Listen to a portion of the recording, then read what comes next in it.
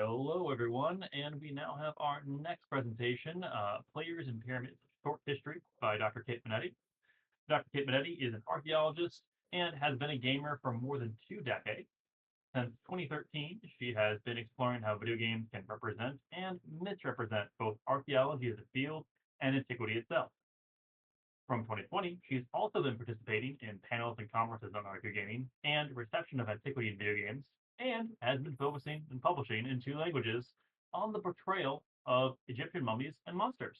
Dr. Kate Minetti, please welcome to the stage. Thank you.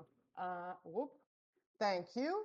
Let me say the ritual words. Can you see my screen? 1 second. Okay. Can you all see? Can you all hear me? You see your screen and I can hear you. Perfect. Fantastic. So let me start my timer. And here we go. So thank you everyone for having me back. Thank you for coming here in this cozy environment, even though it's actually freezing outside. You may know me like that lady who talks about monsters. Well, today I have something different. I have the other face of the medal. So we'll talk about pyramids. This is a work in progress on which I've been working on for a few years. And it is something that I noticed while working on something else, as it usually happens in academia. Today I'm going to talk about pyramids in games. So first of all, a rundown on what pyramids are for the unaware. In ancient Egypt, pyramids were royal tombs. They were part of a whole speck of royal symbolism. They are, in theory, petrified sun rays coming down. They are part of larger complexes, so you don't just have the pyramid itself, but you also have temples and other structures that help the king obtain eternal life in the afterlife. In European art, they have been interpreted in questionable ways in pre-modern times. From these are giant granaries to these are treasure chambers, which is not untrue, but it's not what a pyramid is for, to these are traps to kill people, essentially. On the screen, both the silver and the large screen, they are a great classic to set the scene for anything vaguely Oriental, and of course anything vaguely Egyptian. And in games, of course, they have been appearing from 1979 onwards. Some of the first games set in Egypt are actually set inside of pyramids. So what I want to explore today very briefly is how do game designers use architectural elements to transport players into the ancient world? And these apply to Egypt. So there are markers or highlights of antiquity, which are iconic buildings associated with a particular ancient civilization that create a feeling of the distant past, regardless of historical or geographical accuracy. So we are talking about creating the vibe of the ancient past, right? The perception of authenticity in game environments is largely shaped by preconceived notions rather than academic knowledge. So what satisfies players' expectations of authenticity are the immersive and aesthetic atmospheres of the past created using these markers. For instance, when we talk about ancient Greece, players will probably expect white temples with columns, mostly Ionic columns. I have to say, Doric columns always get the short end of the stick, which is very sad because they are superior columns, if you ask me. If we're playing in ancient Rome, people will expect the Colosseum. If we're playing in ancient Egypt, chances are people will expect pyramids. So these are the markers of antiquity, right? They are the greatest hits that one has to add to make it feel like players are in ancient Egypt, in game Egypt. A few numbers, because you know I always bring numbers. This is a byproduct of my database of monsters and mummies. So you will see mummies mentioned, but don't worry about the mummies. To explain to you a sort of what kind of numbers we are talking about, I have collected 222 games, give or take. 56 of these are set in Egypt, and the vast majority are not set in Egypt. Of the ones not set in Egypt, only 20 have Egyptian levels and areas. But if you look at the ones that are not set in Egypt and do not have Egyptian levels of areas, we still have pyramids in 44 of these games. So there has to be something with Egypt and pyramids. And you will say, yes, of course there is. Yes, but my question is how, right? How are the pyramids working in games? Um, so pyramids are present basically from the beginning of games set in Egypt alongside mummies. They are present in like 33 of the 40 years of games I have analyzed in my studies, which means they are pretty much constant, right? They, if there is Egypt, chances are there is going to be a pyramid. Chances are there are also going to be mummies, but that's another talk. In terms of the distributions of the pyramids in games set in Egypt, if a game is set in dynastic Egypt, so during, from pre-dynastic to, let's say, the Ptolemaic period or the Roman domination, there is going to be at least one pyramid. That is a constant. And even if the game is set in post-dynastic Egypt, so the 1920s with Indiana Jones or modern day or even the past the far future, there are still going to be pyramids, which is ridiculous. The distribution of pyramids in games with no Egyptian settings is slightly smaller, so we have 44 out of 146, but it's still like what, 1/4 of the game, so not negligible. Um, if we look at levels or areas set in Egypt, is where we get very interesting data, because out of 20 levels that are set in Egypt in games that are not Egyptian per se, we have pyramids in 16 out of these. So the pyramids become one of actually the second most common marker of we are in Egypt for players, which is very interesting. Um, Game pyramids, of course, work differently from real pyramids, so they are often full of traps. They are full of treasures. Sometimes there are monsters, and by monsters, I mean from mummies to dinosaurs. They can be alone or in groups, and they're usually inspired by the Old Kingdom ones. So giant blocks, giant towering structures. They are, of course, full of internal space. This is not how architecture works. Pyramids have very little internal space because they weigh a lot. The Old Kingdom ones, the Middle Kingdom ones are made of mud bricks, so they would be a better way to involve players into exploring inside. But somehow you only ever see Old Kingdom pyramids, which is very interesting because they are iconic, clearly. Um, they are located anywhere in Egypt. So you can be in Thebes and there's still going to be pyramids, which is not the case. And the players can explore and or escape. So this is a big difference with real life, where nobody was supposed to enter once the tomb was sealed. There are no monsters, there are no traps, and they all look sort of different. So as with the mummies and other things, we see that the game counterpart has taken on a whole different life. Um, so game pyramids have often been reduced to synecdoches meant to signify Egypt by evoking an atmosphere of pastness based on what developers may anticipate audiences to expect or want whenever a game is set in Egypt. However, there are some trends, some interesting trends moving forward. So I'm going to show you a few examples from older games to newer games, and we'll talk about what these examples tell us. So the first one is, thanks to my wife, who is an avid player of Tibia, which is an MM, or like it's an MMO. It's online. In Tibia, there is a whole new continent that is loosely based on the East, quote unquote, and we have the city of Ankaramun, which is very Egyptian sounding name, which is made completely of pyramids. There are no houses, there are only pyramids, right? And of course, the rulers of the city are living mummies. They reside in the largest pyramid, and the whole region is full of Orientalistic tropes. So the Akramun and the surrounding areas are technically not Egypt, but to convey the sense of an exotic place full of magic, mystery, and treasures, the developers still went to the old reliable Egypt. So this is not Egypt, but it is technically Egypt, right? If we go forward in time, in one of the DLC of Assassin's Creed Odyssey, Legacy of the First Blade, we see the son and descendants of Cassandra of Sparta arriving in Egypt in 420 BCE.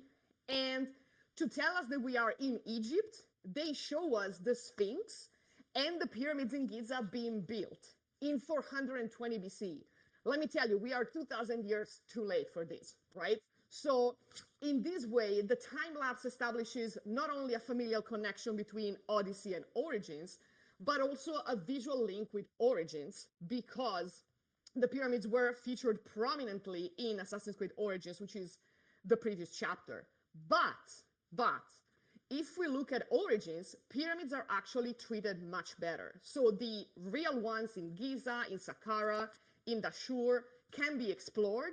And Bayek, who is a native Egyptian, makes a point in saying that he should not steal from the pyramids because they are part of his ancestry. When we go to the DLC, which is the hidden ones, which is set in the Sinai Peninsula, so it's not Egypt, we see a pyramid being dismantled. And this is, I think, a great way of signaling that the region, which is being defiled by the Romans and looted by the Romans, is very much under Egyptian control. So the pyramid becomes a stand-in for Egyptian identity and cultural heritage. And this is something on which Bayek comments, because he says the Romans do not respect our ancestors, they do not respect us. But how do we show players in a very visual way that the Romans do not respect Egyptians? We take the most Egyptian of symbols, which is a pyramid, and we make the Romans dismantle it, right? And then we have the Egyptian characters comment on it. So game logic trumps reality. But in this case, the pyramid is a positive symbol that stands for what Bayek holds dearest, which is a very interesting take on how to use a pyramid that is decontextualized, right? The problem with all of these pyramids is that they are taken out of context and they are taken out of their complexes to just become singular stand-ins for the idea of Egypt. And the last one, which is, oh, no, sorry, I have another one. So Forewarned actually plays with players' expectations. So in one of the levels, which is the Crypt of the Great Pyramid, we see a temple attached to the Great Pyramid, not particularly, remarkable in terms of historicity and accuracy, but it introduces us to the idea that a pyramid is never alone, but there is a whole slew of buildings attached to it that work with the bigger building. And then Fortnite, which is the last place I expected to find historical accuracy, actually gave us Pyramids of Giza, which is a place where players are not fighting, but they are solving puzzles and completing activities. And the whole complex of two of the Giza pyramids has been taken wholesale and decontextualized, but put in a place where players can actually learn something from it, even though it is not, usually what the game is about. So this is an opportunity for audiences to explore the historical destination with full agency and authenticity. These are the words of the developers. And experiencing the awe of a real world wonder in a virtual world. So we are progressing, maybe, from just decontextualized symbols for Egypt to actually learning, and wanted audiences to learn what the pyramids were. So by explaining the historical, cultural, and religious importance that the pyramids held, not just in educational tools, like, for instance, Assassin's Creed has a whole exploration mode in which people can learn, but by putting all of these things in a game as part of the ludic experience of the players, as well as focusing on some degree of visual fidelity. And I mean, I am biased, but I think the whole funerary complexes of pyramids are fantastic. They're great. And they also offer a lot of more interesting possibilities for players to explore and engage with than previously thought, I think. The game counterparts, that is the pyramid's counterparts, are being recontextualized in ways that might start redefining what pastness players expect when they engage in time travel to game Egypt. So, if Fortnite wants to do this, yes, please give us more of this, right? Give us more complexes, give us more things, and not just the ones that are advertised as learning experiences. If we can start plopping whole pyramid complexes into games as opposed to just one pyramid that signifies Egypt, perhaps we can actually start telling audiences that what they should expect is not just a single pyramid, but everything that is around it. This, of course, ties in with basically the same topic for mummies. If we can start talking about what mummies actually are, perhaps we can move away from the stereotypes. But I understand the pyramids offer fewer chances for devs to play with and sometimes subvert, old stereotypes that work really well, especially in scary games. Um, Thank you. This is the 15th minute. This is all I have. Please, if there are questions, if there are comments, I am very happy to hear all of them.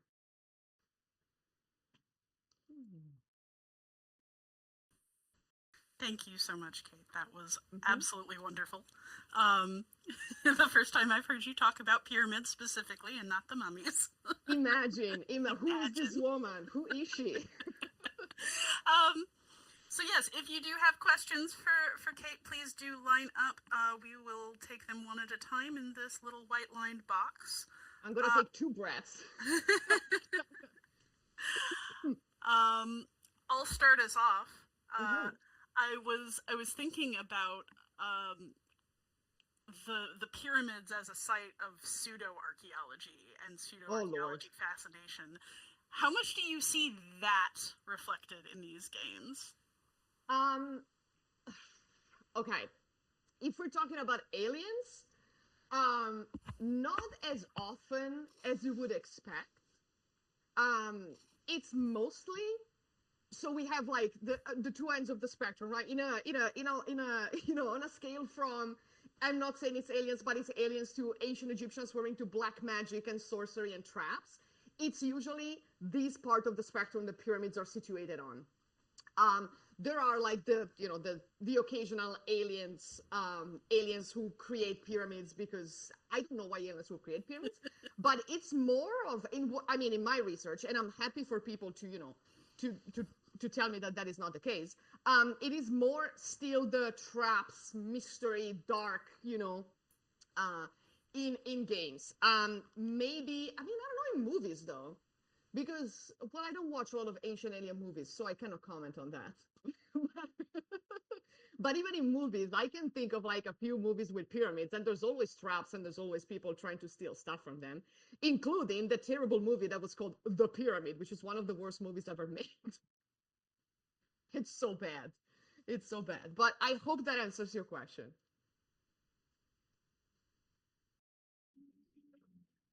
Hi, Dr. Minniti. My question is, I haven't played an Assassin's Creed game in a long time, but it is about ancient aliens as far as I could tell.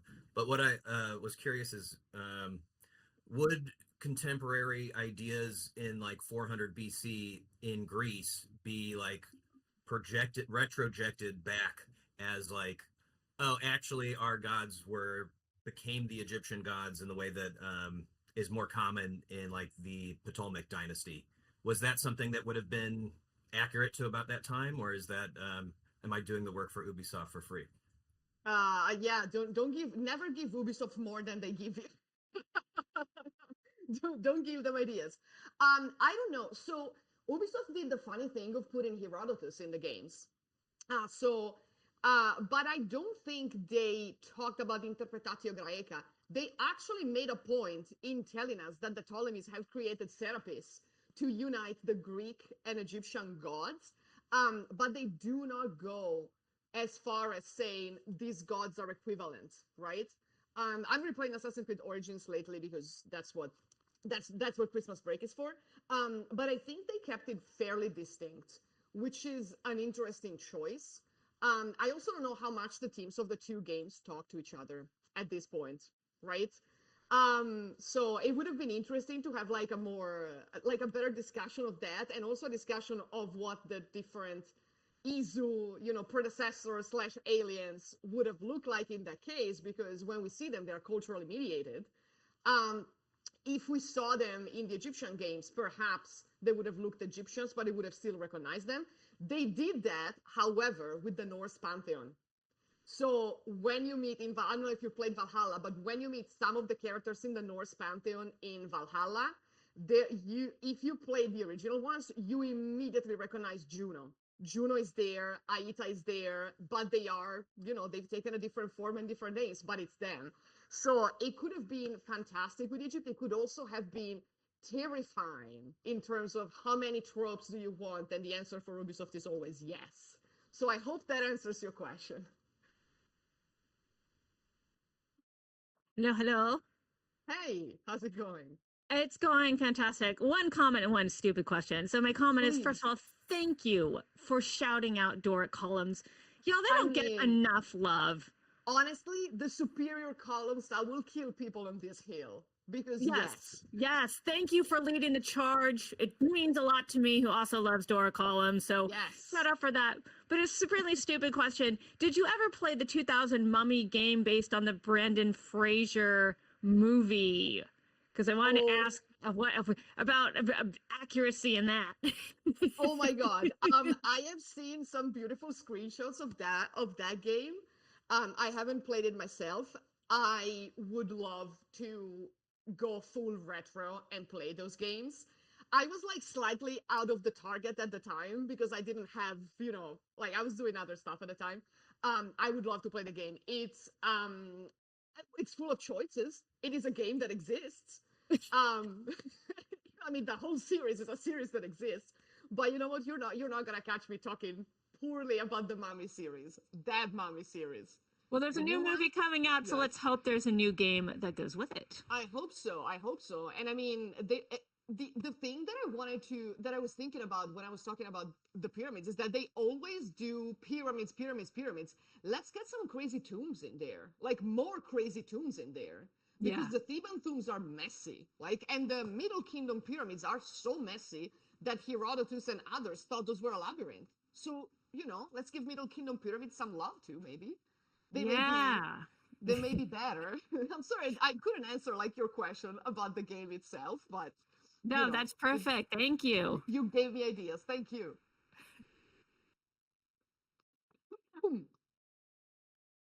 Oh, hey, Kate. Good to see you again. Hey, how you doing? Good. Thanks for a great presentation. I love it. You kept it snappy, and I love how you kept it to pyramids. One thing I'm thinking about is like the different levels of reception. Obviously, we've had so many years of different kinds of pyramid representation through a lot of different mediums. And I'm almost wondering, like, in this way where it's like the original anything gets lost because of so many different levels and interpretations, and then how everything gets lost in the crunch of like popular culture. I'm almost wondering how much you think that this idea of what a pyramid is, or what should be in them or near them, or all these other things kind of affects other like other popular media that also want to play around in antiquity, that like doesn't have anything to do with Egypt necessarily. I'm thinking specifically of like there was that terrible, what was it? It's like the fourth or fifth sequel movie with Brendan Fraser. It's like the Mummy, Tomb of the Dragon Emperor, or whatever. No, we don't talk about that. Yeah, it's like terrible. But I'm seeing like a lot of really interesting tomb ideas, and I feel like when they are kind of going underground, and then not only do you have skeletons popping up out of whatever, but I feel like I see a lot of almost inspirations kind of coming from ancient Egypt, and filtering into something that like is trying so hard to sneak desert and mummy something into it. So have you seen other instances like of this happening?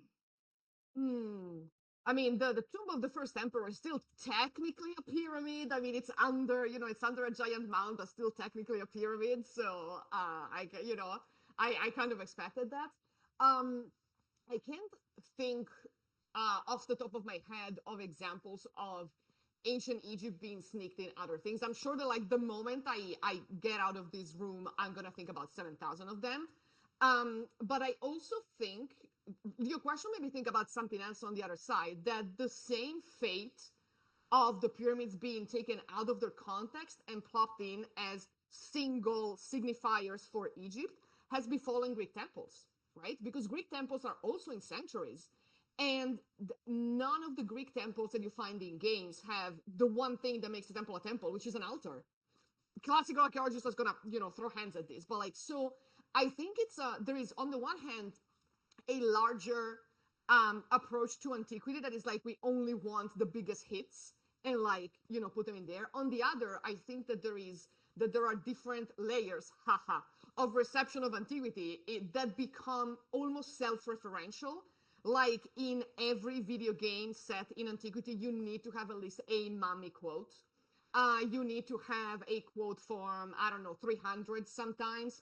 Even in TV shows, they need to be, even in like Disney movies, you're gonna have like Gladiator plopped in there. I think that we are like at the second layer of reception of antiquity, when sometimes we are doing the reception of the first age of the 2000s reception of antiquity, right? I think that that's what you were thinking about, probably, because we're like building on the terrible reception that was done in the 2000s. Questionable, not terrible. I love trash, okay? um but I think they were like building on that. And but on the other hand, I see that there is a push, especially in games that have the money to do so, let me rephrase, to actually counter that, and either playing with the tropes and subverting them, which is what Forewarned does. With like, yeah, you can come back as a mummy, but you can choose what kind of mummy you want to be. And I was like, phenomenal, I love it. Or to make things more historically accurate. I don't know if they do that with the idea of we need to counter the narrative, or with the idea of we can have more buildings for players to play in. But I think it's like things are moving in all directions at this point. I don't know if that answers your questions in any way, but I love that these questions are making me think about reception of reception at this point. Yeah, I think it's just hard because I think, you were talking a lot about the representation within Assassin's Creed Origins specifically, and I just read a chapter in Jane Dracott's latest volume on women in what is it, archaeological games, where she sort of talks about the portrayal that ends up of Cleopatra in that game is God. nothing. It is not based on any of the historical sources. What it really is she is the product of all these different layers of reception, because I think someone said they went back and said let's take from Elizabeth Taylor's version of her, right? And And even before Claudette Colbert, right? yeah, It's like, yeah. which was, I mean, she was a fashionable, but much more fashionable Cleopatra. But yeah, no. So even the reception of antiquity is like based on a lot of what we see in cinema, right? In older movies that, I mean, those were the products of their times. But even, well, I mean, at this point, when I show images from Liz Taylor's Cleopatra in class for my students, I get a lot of yikes. So thank goodness we are at that point. I don't want them to make another Cleopatra movie ever. Can we just not, please? Can we avoid? Can we do like something else? Although the BBC TV show The Cleopatras, it was like in the 80s. It was the campiest, phenomenally Hellenistic. All white cast, all British cast, but campy and phenomenal. But even then, they took, all the sources, but just the raunchiest ones, right? So there's a lot of, I mean, we also have to blame the ancients for many of the things that we think we know about, about the past, right? Especially Greeks and Romans when they talk about Egypt. Ugh. So yeah, yikes all around, I guess, is the point. But thank you for the comments and the questions.